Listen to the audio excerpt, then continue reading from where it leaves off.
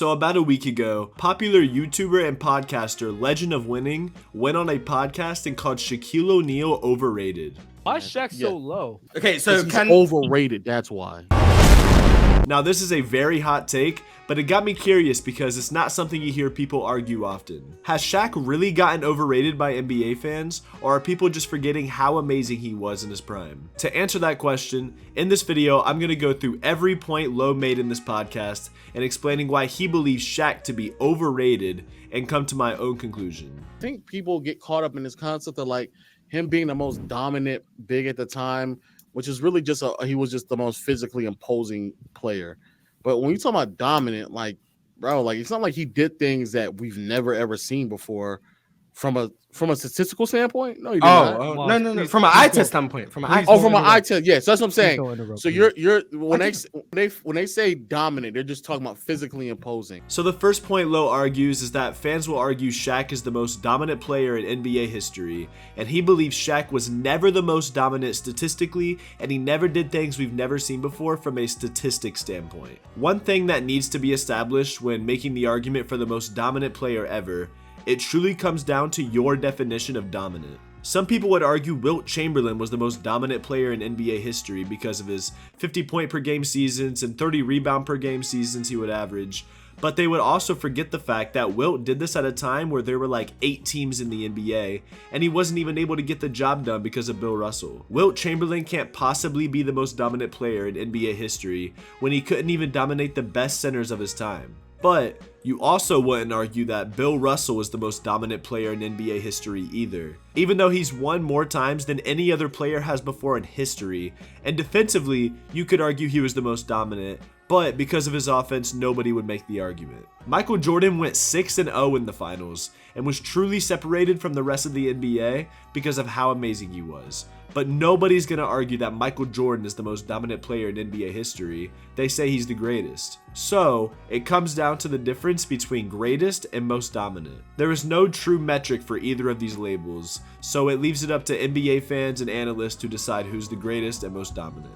When I think of the most dominant player in NBA history, Shaquille O'Neal is by far the first person that comes to mind. From teams having to reconstruct their rosters to have enough big men to stop Shaq from scoring, to the NBA introducing a hack-a-Shaq rule because teams literally could not guard him without fouling. Lowe argues that Shaq wasn't the most dominant, he was just the most physically imposing. To that I ask, why don't people argue that for Yao Ming? Yao Ming was a 7'6" post god. If the metric was physically imposing, how do you get more physically imposing than that? Sure, he wasn't as strong as Shaq, but he definitely wasn't as skinny as like a Sean Bradley or a Manute Bol. As bad of a comparison as that may sound, Shaq was not able to do what he did and dominate how he did because of how physical he was. Was it a major contributing factor? Definitely. But Shaq's scoring ability, footwork, athleticism, and overall basketball skill helped him have the career that he had. If Lowe's definition of dominance is purely based on statistics and putting up numbers we have never seen, then Wilt Chamberlain should surely be considered to him the most dominant player we've ever seen.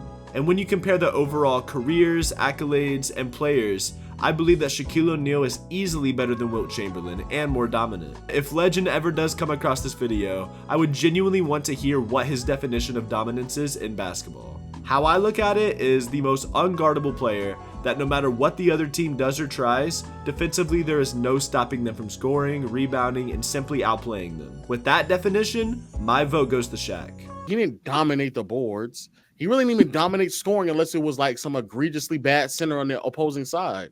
Hakeem Olajuwon averaging 33 points on Shaq in the finals is better than him putting 35 points on Todd McCullough. Now this is a very interesting take.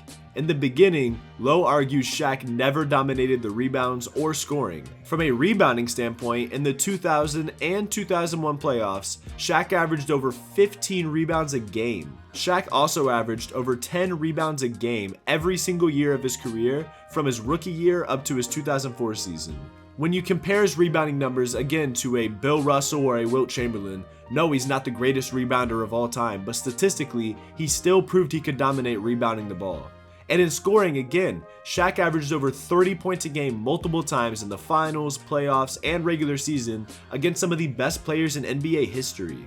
This argument is a weird one to judge because Shaq and the Lakers in the early 2000s literally went on a three-peat. They won 3 straight titles and beat everybody in front of them, and they are the last team we have seen win 3 straight since they did it in the beginning of the 2000s. Yes, you can make the argument that Hakeem and the Rockets had better competition, but what else is Shaq supposed to do for those years except dominate the competition in front of him? Even though a very young Shaq in the Orlando Magic lost to the Rockets, he was still able to make it to the finals as young in his career as he was, and they beat the Michael Jordan Bulls that just three-peated.